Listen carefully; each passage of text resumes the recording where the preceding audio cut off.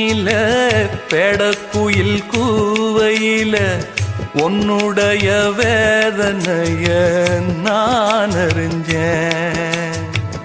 பொங்கலத்தில் மாலையிட ஒன்னிரண்டு தோளத்தொட என்ன தவம் செஞ்சேனோ என் மாமா.